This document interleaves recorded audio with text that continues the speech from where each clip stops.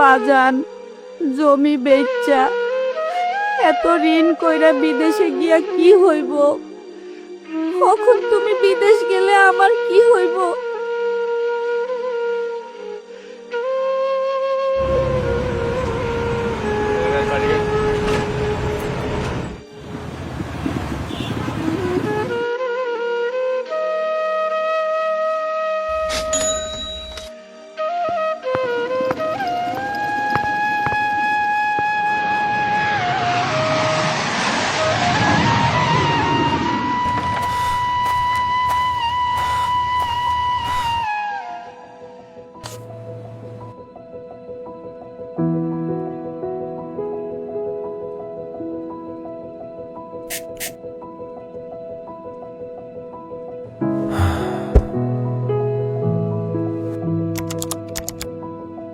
মা, শরীরটা খুব খারাপ লাগতাছে।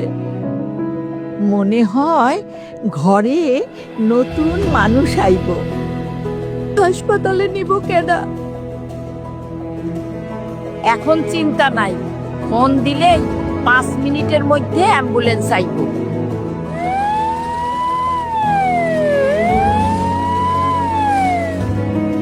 কত টাকা বিল হইছে? আপনার স্বামী দেশকে সমৃদ্ধ করছেন, দেশ কেন প্রবাসীদের পরিবারকে সমৃদ্ধ করবে না? সরকার আপনাদের সেবা প্রদান করছে বিনামূল্যে।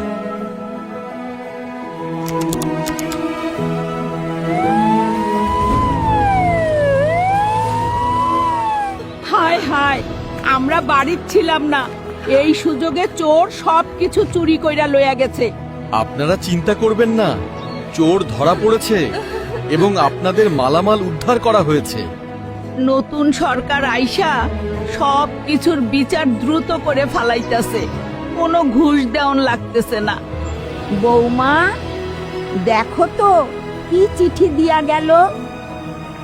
মা, সরকার থেকে চিঠি আইছে, আয়েশার পড়ালেখার দায়িত্ব সরকার নিছে।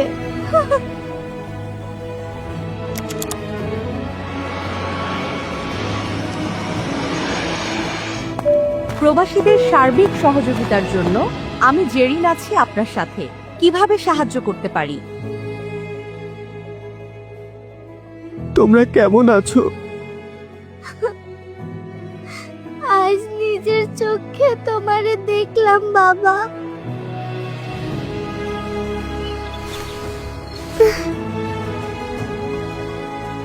তুই কি আবার বিদেশে যাইবি? দেশে বেকারদের প্রশিক্ষণ দিয়া যেমন বিদেশ পাঠাইতেছে, তেমনি দেশেও কর্মসংস্থান তৈরি করতেছে। আগে আমরা প্রবাসীরা ছিলাম টাকার মেশিন, আজ যারা আমার মা, স্ত্রী, মাইয়ার সম্মান রাখছে, চিকিৎসা সেবা দিছে, মাইয়াটার পড়ালেখার দায়িত্ব নিছে, ভাবতাছি আর বিদেশ যাবো না, এই ঐক্যবদ্ধ বাংলাদেশে থাইকা যাবো। ঐক্যবদ্ধ বাংলাদেশ গড়তে দাঁড়িপাল্লায় ভোট দিন।